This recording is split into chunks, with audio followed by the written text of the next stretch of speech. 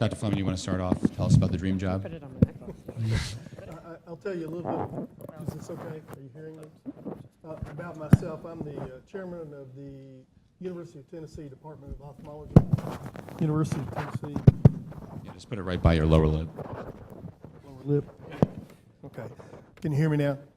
Okay. I'm chairman of the Department of Ophthalmology at the University of Tennessee, Hamilton Eye Institute, and as Dr. Chelness pointed out, I started in private practice and then I evolved into academics. The other caveat is I have 9 members in my family that are in medicine, and they're all over the practice of medicine, so we've had this discussion of the job and does it exist for a long time. You want to introduce yourself, Sure. Tamara? I'm Tamara Fountain, and I live right here in Chicago. I grew up in Minneapolis, so deep, deep down inside as a Twins fan, but right now I'm totally on the Cubs train, so I hope you guys are as well. I came to Chicago and didn't have a job initially, and I was following my husband's job, who sent him here, and I was just out of fellowship. And I had met Tom Deutsch, who was the chairman of the department at Rush University, at an academy function a couple years before I'd moved here. And I didn't have a job when I first got here. I was taking care of my 2 kids, and he called me up one day and said that his fellow, who was supposed to come back and head up the plastics at his department, had elected to stay out east, and would I be willing to do a half day a week at Rush? And this was my toe back in the water after having been off for a few months with my kids, and so that's how I got involved, and that was almost 20 years ago. At the same time, I met another doctor during a trip to the mid-year forum, lobbying on Capitol Hill, and through my state society, who got to know me through those trips and knew where I lived, which is in the northern suburbs. I live about 25 miles north, and Rush is downtown, so I would commute in for those visits. And then he offered me an opportunity to come start in his office a half day a week. So from that 20 years ago, I have kept a little lid on the academic exposure, but my private practice slowly grew so that I still am half day at Rush, and I'm almost full-time in private practice. So that's my story, and I'm sure there are questions, but I think we're just doing introductions right now. Yeah. Okay. Well, good morning. I'm Becky Taylor, listed as Rebecca Taylor, but I'm really Becky Taylor. It's a pleasure to be with you this morning. My story is slightly different. I am from Mississippi originally, and did my residency at Vanderbilt. And when I was in my second year of training, my chairman asked me if I would stay on staff after I finished my residency. And so that was a wonderful moment in my life. I was so excited to go into academics. And after a few years in academics, I realized I needed something different. I wanted to do something different in my life. And as luck would have it, my senior partner brought a patient to Vanderbilt, and I have a wonderful senior partner. I have three partners in all. But my senior partner is a real gem, and when he had a patient that had a very significant problem and he sent them to Vanderbilt, he would come with the patient. That's a pretty unique fella. And I helped with that patient. And when he was leaving Vanderbilt that day, my senior partner turned to one of the staff and said about me, "If Dr. Taylor is ever looking for a job in private practice, please have her call me first." And the irony there is that I was thinking that I wanted to do something outside of academics. I'd enjoyed my time in academics, but I was looking for something different for a whole variety of reasons.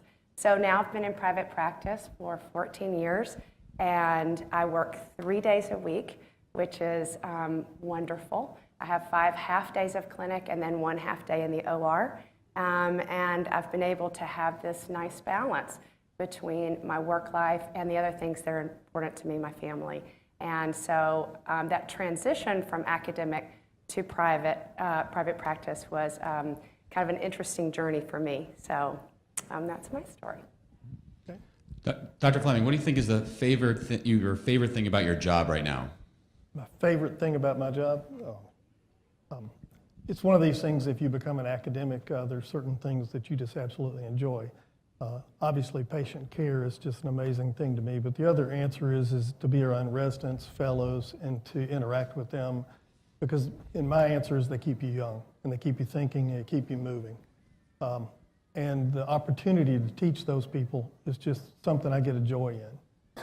And I'll give you my answer, does the dream job exist? I'll start with that for me, because I had to think about it when you gave me this topic.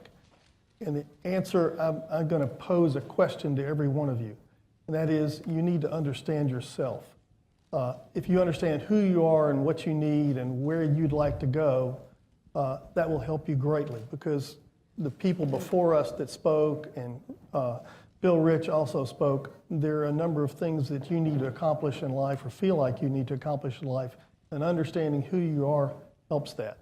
That's a journey always. I went through the journey from private practice to academics, and there's another journey down here, but it helps you in that journey to get to the right place.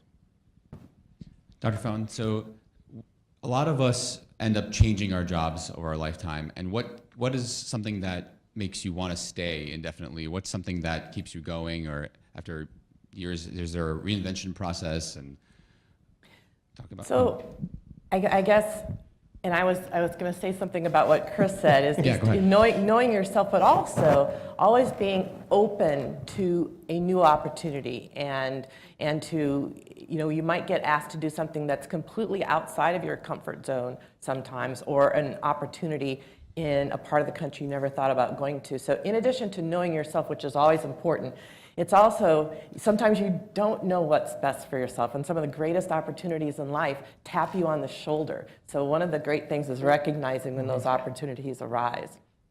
I'm sorry, what was your question again, James? I was so focused on coming back after that.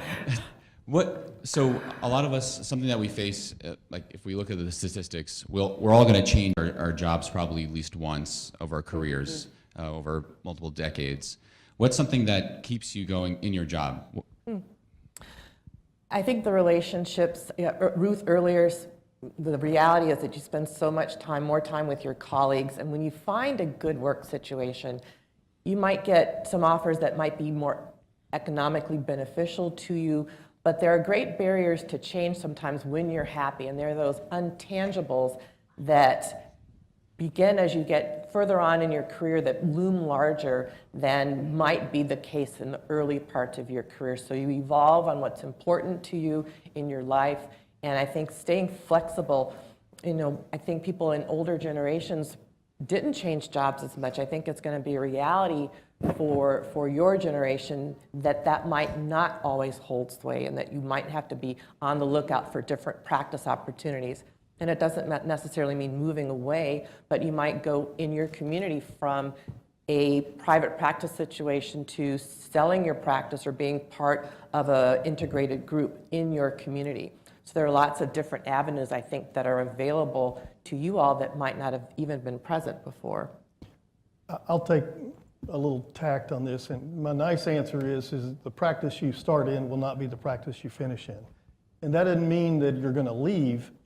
Healthcare is changing, and it's changing dramatically. And so if you get to a group that is very flexible and understands what healthcare is doing, then you can go with that group and learn how to do it. If it does not, you may have to change to one that matches you, because your practice life will be different significantly later than it is now. Healthcare is changing too much, so understand that. Well, and go ahead. Yes, I was please. just going to say, when I ended up contacting my senior partner, who again had been kind enough to invite me to call him if I were looking for another job, I thought before I made that call, I sat with myself for a bit. And I thought, if I'm going to make this call, because I had a wonderful experience in academics. I felt like I was the luckiest girl on the planet to be where I was. But it just didn't quite meet my life, and it didn't feel right. It just didn't feel right to me. It wasn't matching the other things that were important in my life. And you feel that kind of seed, you feel that kind of nidus, and so you have to sit with yourself, and you have to think about, and to me, I thought, number one, what gives me my deepest joy? You have to think about that. These are questions you need to ask yourself. And then I closed my eyes and I thought, if money were no object, if I could do anything I wanted, what would that practice look like? And I thought, that's what I'm going to ask for. When I make this call, that's what I'm going to ask for, because all they can say is no. All they can say is no, and that's a great feeling, and you need to keep that in mind. When you are looking for, because when you start off and you leave residency or your fellowship, as Dr. Hers and I were just talking about, like, just like, someone give me a job. I just want a job. I really just want a job. Give me a job. I'm smart. I'm trained well. I just really want a job. And then you work for a few years, and you anyway. So think about that. Answer this question. So number one, what gives me my greatest joy? And number two, what is my greatest commodity? At that point in my life, when I transitioned from academics to private practice, time was my greatest commodity. I had 2 babies. One was named ophthalmology, and one was named Jacob. And I had another one shortly on the way named Annie. And I needed to find something that worked for my family, but also for my other baby, ophthalmology. And I was very lucky to be able to meld those two. Thank you. We have a question in the audience. My name's Tomas Moreno. I'm a third year at Vanderbilt, applying into fellowships.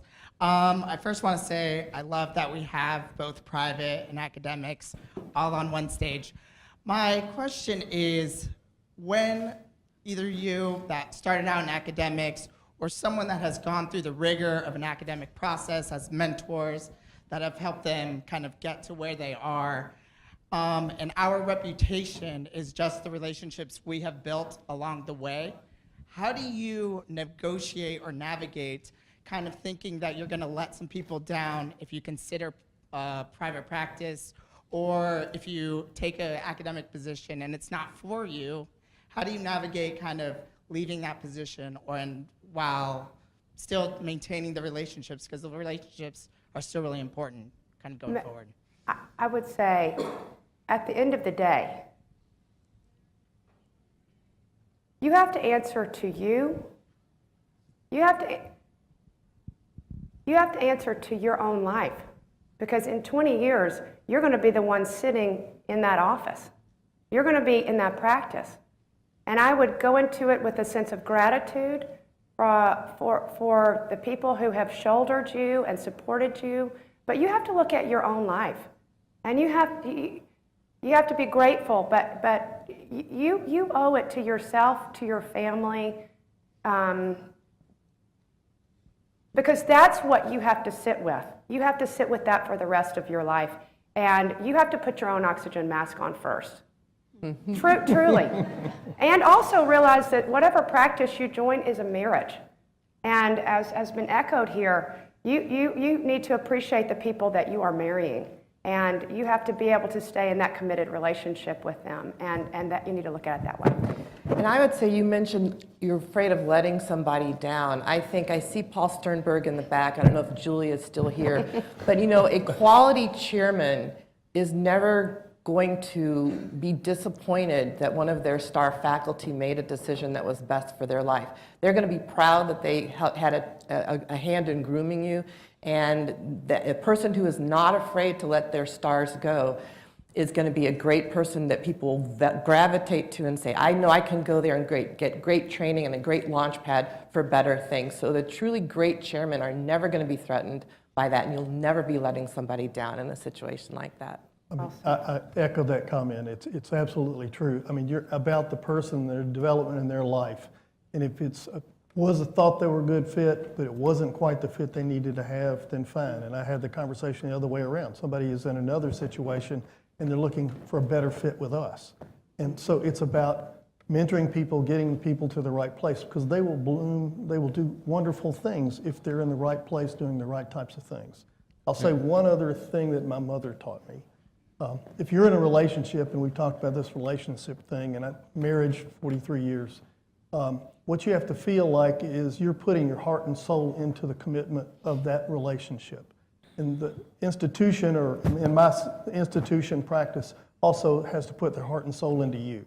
So it's a relationship that goes both ways, and you need to maintain that. We have someone who'd like to buy a coffee. Hi, my name's Jolene. I'm one of the third-year residents at UC Davis. For Dr. Taylor, what do you miss most about academics? And for Dr. Fleming, what do you miss most about private practice? first. I miss teaching. And I was only in private practice for a short period of time. But I miss the collegiality. Yep. I miss the grand rounds. I miss the interesting cases. I miss the shoulder-to-shoulder, incredibly talented, much smarter people than myself that I could ever imagine being right there at my doorstep, around me all the time. And so when I see a very challenging case, I do have partners with whom I can discuss that, but it is different. And so that's when I get on the horn to Dr. Sternberg and to my colleagues at Vanderbilt. I'm deeply grateful to have around the corner, but I miss being around that. I miss that. Good question. The reverse, what I miss about private practice, the beauty of being in a small private practice is you make many decisions and they're your decisions. In a big institution, you have to go with what the institution has made. So you have to swallow some of the decisions and say, okay, I can be part of the decision, but I can't make the decision. So that part I miss because I don't have the control I used to. The beauty of it is the academic part is the stimulation and the work with colleagues. And if a resident or fellow comes up with a question, we try to find an answer for it. And that's part of what I like about straddling both worlds is I get to keep a little bit of what each of them has missed. And you'd be surprised, in your communities, you might just see if the academic institutions have a pathway for part-time volunteer work. And there are certain things you need to make sure that are covered. What's going to be your insurance coverage if you do decide to spend some time at an academic institution? Will they indemnify you? What's the call coverage liability going to be for you? And what's your status? Will you be an independent contractor? Will you be an employee? But I think a lot of departments that are traditionally full-time faculty might be more open to having volunteer faculty because I think that they're sometimes short and need, and also they like to establish relationships with physicians in the community. It's a little bit of a network, like a farm team. And if they can accept you as a volunteer faculty or adjunct faculty, then maybe if you need to hospitalize a patient or to refer a patient, you have developed that relationship. So that's something else that you can explore in your communities. Let's all give a round of applause to our panel. I think this is something we can talk about.